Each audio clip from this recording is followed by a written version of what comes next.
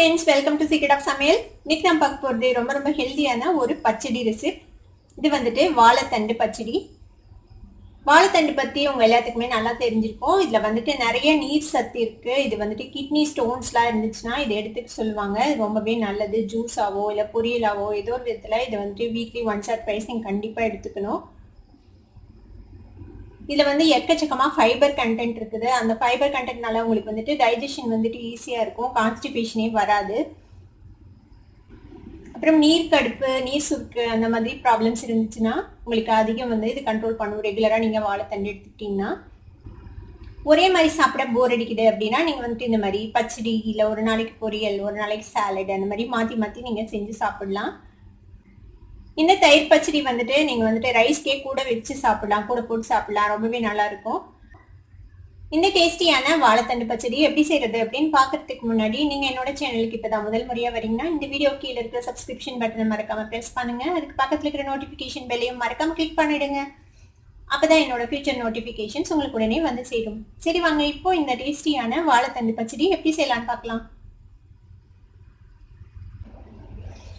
வாழைத்தண்டு பச்சடி வந்துட்டு செய்யறது ரொம்ப ஈஸியா செஞ்சிடலாம்.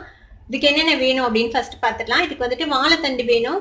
நான் வந்து இன்னைக்கு கொஞ்சம் நிறைய வாழைத்தண்டு அரிஞ்சு வச்சிருக்கேன். இதுல வந்துட்டு பாதியை நான் பொரியல் பண்ண போறேன், பாதி தான் பச்சடி பண்ண போறேன். ரெண்டுக்கும் ஒட்டுக்கா நான் வேக வச்சிட போறேன்.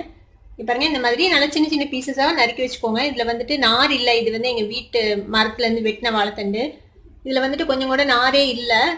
ஆனா பொதுவா வாழைத்தண்டுல நார் இருக்கும். அந்த மாதிரி நார் இருந்ததுன்னா நாரை வந்து நீங்க கவனமா ரிமூவ் பண்ணிட்டு அதுக்கப்புறமேட்டு வெட்டி போடுங்க. இந்த மாதிரி நல்லா குட்டி பீசஸா.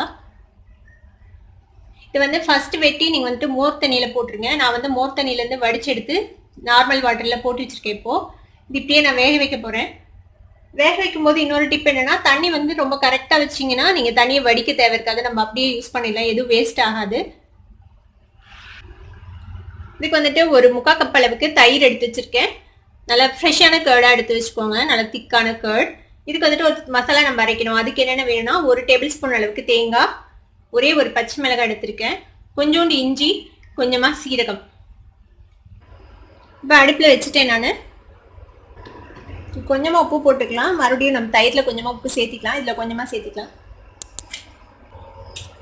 இது ஒரு மிக்ஸ் பண்ணி விட்டுருங்க. ஒரு 5 மினிட்ஸ்ல வெந்துடும் வாழைத்தண்டு. ரொம்ப நேரம் ஆகாது வாழைத்தண்டு வேகிறதுக்கு, சீக்கிரமா வெந்துடும்.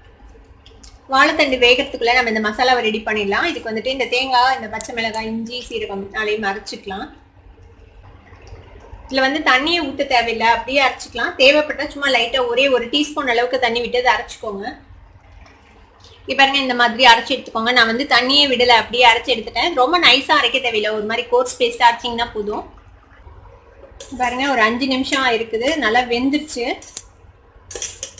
தண்ணி கரெக்டாக தான் விட்டேன், அதனால தண்ணி சரியா போச்சு. கொஞ்சமா அடியில் இருக்கிற தண்ணியும் நம்ம பொரியல் யூஸ் பண்ணும்போது சரியா போயிடும். நல்லா வெந்துடுச்சு இப்போ வாழைத்தண்டு. இப்போ எல்லாம் ரெடியா இருக்கு. நான் வந்து வாழைத்தண்டை வேக வச்சு எடுத்துட்டேன், நல்லா ஆற வச்சு வச்சிருக்கேன். இந்த மாதிரி நல்லா ஆற வச்சு எடுத்து வச்சுக்கோங்க. ஆறி இருந்தால் தான் தயிரில் போட்டிங்கன்னா தயிர் வந்து உடஞ்சி போகாம இருக்கும். நம்ம வேக வச்சதுல இருந்து நான் பாதி அளவு தான் இதில் எடுத்து வச்சிருக்கேன், மீதி பாதி வந்துட்டு நான் பொரியல் பண்ண போறேன். உங்களுக்கு வந்து வாழைத்தண்டு பொரியல் இல்லை வாழைத்தண்டு சாலட் எப்படி செய்யணும் அப்படின்னு தெரியணும்னா இந்த வீடியோ கீழே இருக்கிற டிஸ்கிரிப்ஷன் பாக்ஸ்ல நான் லிங்க் கொடுக்குறேன், அதை போய் செக் பண்ணுங்க. இது வந்துட்டு நம்மளோட மசாலா, நம்ம தேங்காய், பச்சை மிளகாய், இஞ்சி அரைச்சோம்ல, அந்த சீரகம் அதெல்லாம் போட்டு அரைச்சோம்ல அந்த மசாலா. இது நான் தண்ணி விடாம அரைச்சிருக்கேன். தயிர் வந்துட்டு எடுத்து வச்சுக்கோம். இப்போ தயிர் வந்து நம்ம பீட் பண்ணிக்கலாம். இப்போ ஒரு பவுல் எடுத்துக்கோங்க. இதுல வந்துட்டு நம்ம இதை தயிர் விட்டுடலாம். இது வந்து நல்லா பீட் பண்ணிக்கோங்க. இப்படி நல்லா ஃப்ரெஷ்ஷான திக்கான கேர்டா இருந்ததுன்னா நல்லா இருக்கும் இந்த பச்சடிக்கு. இது கூட நம்ம அரைச்சி வச்சிருக்கிற இந்த தேங்காய் மசாலா போட்டுடலாம். இது கூடவே இந்த வேக வச்ச வாழைத்தண்டும் சேர்த்திடலாம். கொஞ்சமா உப்பு சேர்த்திக்கோங்க. நம்ம வாழைத்தண்டுல கொஞ்சம் உப்பு சேர்த்தணும் வேக வைக்கும் போது. இப்போ கொஞ்சமா உப்பு சேர்த்திக்கலாம். இது எல்லாத்தையும் மிக்ஸ் பண்ணி விட்டுருங்க. இப்போ நல்லா மிக்ஸ் பண்ணியாச்சு. நம்ம இப்போ இந்த தயிர் பச்சடியை வந்துட்டு நம்ம தாளிச்சு கூட்டிடலாம். ஒரு கடாய் அடுப்புல வச்சிருக்கேன், 1 டீஸ்பூன் எண்ணெய் விட்டுருக்கேன். எண்ணெய் காஞ்சிச்சு, நம்ம கடுகு சேர்த்திடலாம். கடுகு வெடிச்சதும் அடுப்பு ஆஃப் பண்ணிடுங்க. இப்போ இதில் வரமிளகாவோ கருவேப்பிலையும் சேர்த்திடலாம். இப்போ நம்ம ரெடி பண்ணி வச்சிருக்கிற இந்த பச்சடியில இது சேர்த்திடலாம். அவ்வளோதான், மிக்ஸ் பண்ணி விட்டுட்டிங்கன்னா நம்மளோட சூப்பரான வாழைத்தண்டு பச்சடி ரெடி ஆயிடுச்சு.